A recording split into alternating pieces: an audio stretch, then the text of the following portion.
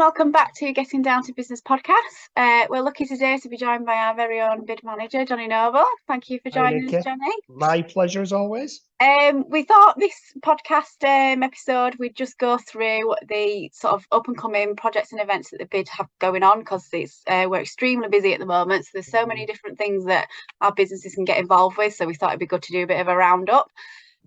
So Jonny, what's happening sort of this month of October in the city centre, and how can our businesses get involved in that? I think probably the most current projects that we're on at the moment is October is Music Month. It's a month of music throughout the month of October, obviously. And the idea came around to drive footfall into the city centre, and particularly originally around about the hospitality sector that obviously have really struggled. They've been wave after wave of hits on the sector. So it was initially an idea about driving that footfall on maybe every Friday evening in October, and a couple of Sundays where they're notoriously quiet. And speaking with partners, and we soon realised there's a heck of a lot more than we probably realised ourselves, live music wise, in the city centre.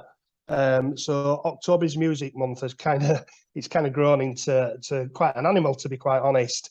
And what's really nice to see is the different areas of where we've got live music. So you'd think about maybe, I don't know, just down the road here, Sally Brown's or the Night Train or the Underground. They're naturally where you think about you go see live music. But there you start looking at the Cathedral as an example, who do regular music sessions. So it's very much about driving footfall to the city centre venues that do music. And again, Tiffin Coffee is an example, bit of acoustic music. So it's, again, you probably wouldn't expect to find music as you're going to get your cappuccino on a Tuesday morning. And, we're asking really businesses is to make sure that we're aware of what they're doing. Quite often businesses crack on and they do a fantastic job, but maybe we wouldn't know in the bid office and at Bradford at night what's going on. So we'd definitely like them to publish on their social media platforms the events that they're doing. But if they can tag in the hashtag OIMM, October is Music Month, then we'll see that here in Bid HQ and at Bradford at Night HQ, and we can share that. And it's about driving that much needed footfall. October's a great month to kick off with the autumnal feeling, and the nights are getting darker and people are probably a bit more reluctant maybe to venture out on an evening because it's cosy and warm in the house, if you can afford to put the heating on, but that's another matter. And so we want to drive that footfall into the businesses. So it's really important that they may even do special offers, and even if they've not actually got live music on themselves, but they're doing an offer, that they make sure that we're aware of it for the Loyal Free app, that we can add it onto that.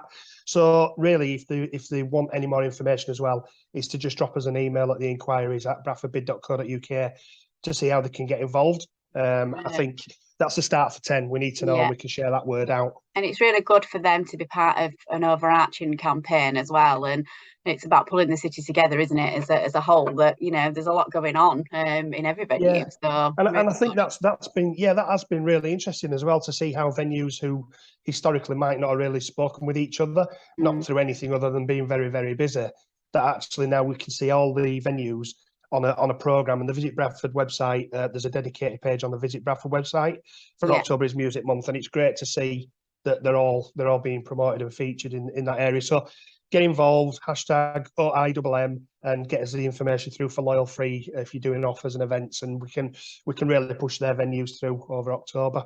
Excellent. And what's sort of happening then? We've got things coming up in October half term.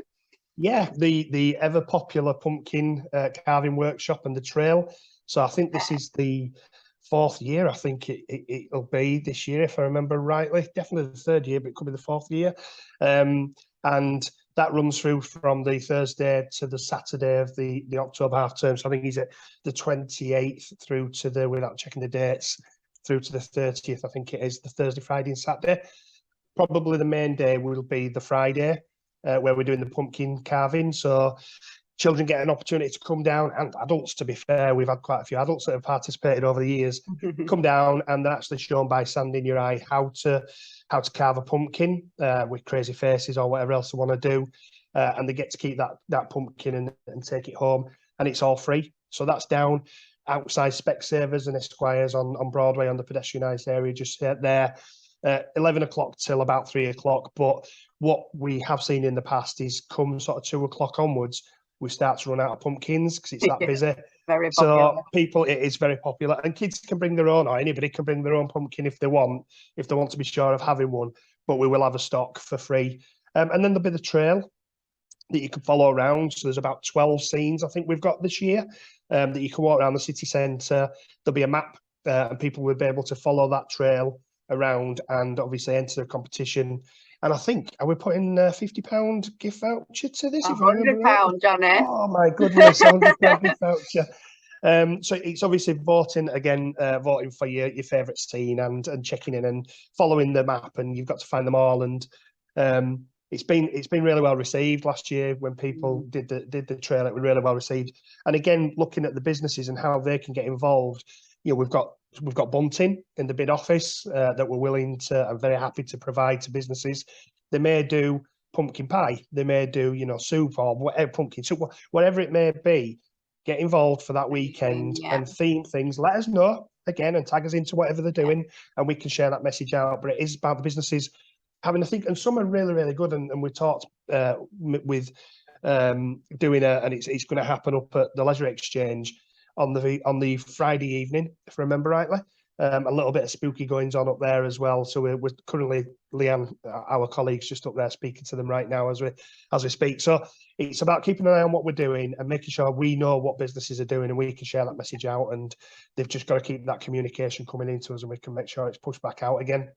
Excellent. Yeah, and it's always been very successful as a pumpkin trail, so it will bring people in throughout the course of the whole event. So it's important the businesses sort of get on board with it too. So that's sort of October sort of rounded up. There's a lot of things happening. What sort of big events are happening in November? And obviously the lead up to the Christmas trade is going to be really important this year. What's going on in the bid office? Yeah, I think obviously moving on from October and it's they call it the golden quarter basically, but it's that final 3 months. Is it 4 months? 3 months. At the end of the year, October, November, and December, where businesses are desperate for trade. They've all been hit really, really hard, be it retail, leisure, hospitality, professional services. So this is probably the first, and I don't like using the word normal, but probably the first Christmas where they've been operating without restrictions. Even last year, we had the Omicron variant that kind of reared up just coming up to Christmas. So we're really keen on providing that much needed footfall, and we're following on from an event that we did last year, which is basically the fireworks display. So it's the 12th of November. There's a whole day of activities going on in the Broadway shopping centre. So they do their normal Christmas light switch on, festive light switch on, with events throughout the day. At 6:30, the city centre lights will go on, and our wonderful LED Christmas tree will come to life. And then at 7 o'clock in City Park, there'll be a 12-minute fireworks display. Now, the ones that we saw last year, because it was the first time we'd done it, we didn't really know what to expect. But we had between 10 and 12,000 people attend. Now, for the businesses, that is unprecedented on a Saturday evening. They won't have had that for many a year. So what we're asking them, and speaking with the shopping centre as an example, the Broadway, is get the message out to the retailers to stay open, keep your lights on, take a risk. We know that they've not got a lot of money. Maybe the staff are tired, they need to finish at 5. Maybe just chuck a couple of extra hours in, but stay open and keep your lights on, because we'll be bringing in people that have probably not been in the city centre for a while, and they'll want to wander around, particularly food and drink. It's 7, 8 o'clock. People are hungry. They want to drink after they've seen the fireworks display. So we've just written out actually yesterday to our businesses. So the letters will be arriving this week about get involved, keep your lights on, tell us what you're doing again, and we'll promote that and cross-promote that. But when you've got 10,000 people in one place looking for things to do, it's an opportunity not to be missed. So we're really desperate that they'll get involved in it. And again, themes, offers, it's not rocket science. You can do a fireworks cocktail or mocktail. You can do fireworks themed food and drink, whatever they know what their businesses are. They know what they do. Yeah. Just get involved and stay open. Put your lights on. That's the main thing for that night. And the reason as well we're doing it that weekend and not the weekend before when it is bonfire night, just sort of to put that out there. It is really a celebration of starting the festive period, isn't it, in the Christmas trade? Yeah, it is. And to be fair, when we started with the light switch on a few years ago, when the Broadway started doing theirs, they actually coincided it with the weekend of bonfire night, and it was actually the police and fire service were that stretched already dealing with bonfire night stuff. To add another huge event at the same weekend actually made it harder for the emergency services to operate. So the decision was made to move it back the following weekend. So it is very much about celebrating the start of the festive season, the Christmas shopping and eating and going out and spending time with family and friends. But the decision was to move it back. And we have had questions already. Why are you not doing it on bonfire night? That's the exact same reason. If we've got 12,000 people in the city centre, when the fire service are already under extreme pressure dealing with whatever might be going on around the whole of the district, we don't want to add to that pressure. So that's the reason why. And obviously we go through the safety advisory group and everything else to get it all signed off. But it's an amazing event. The music this year is going to be different from last year. The display is going to be different from last year as well. So, come on down and spend some time and spend some money in our city centre. Absolutely.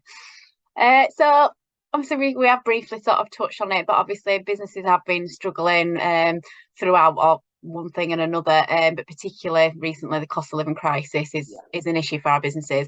And there was obviously that mini budget.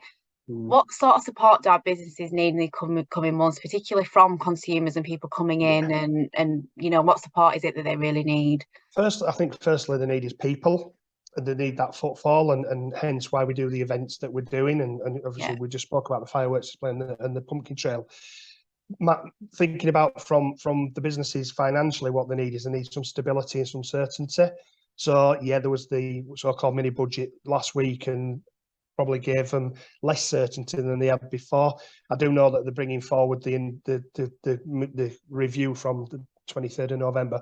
That's coming forward, so that should help businesses. But thinking about what government can do is, VAT, cuts, business rates, rebates, and support from that. We've seen that there has been a very welcome cap on the unit prices for gas and electric, but that's still much higher than a lot of businesses can cope with. So the way that they can survive is for people to visit their businesses and spend money. Obviously, it was a bit of a double whammy with people being hit with the cost of living and utilities personally, as people that would go out and have disposable income, that disposable or dispensable income, whichever way you want to look at it, shrank. And confidence as well. People are not sure where they're going to be, so people might hold money back where they might go out for a nice meal. To help businesses, we need people to go out there and spend what they can, and we wouldn't want anyone ever to put themselves under any financial pressure.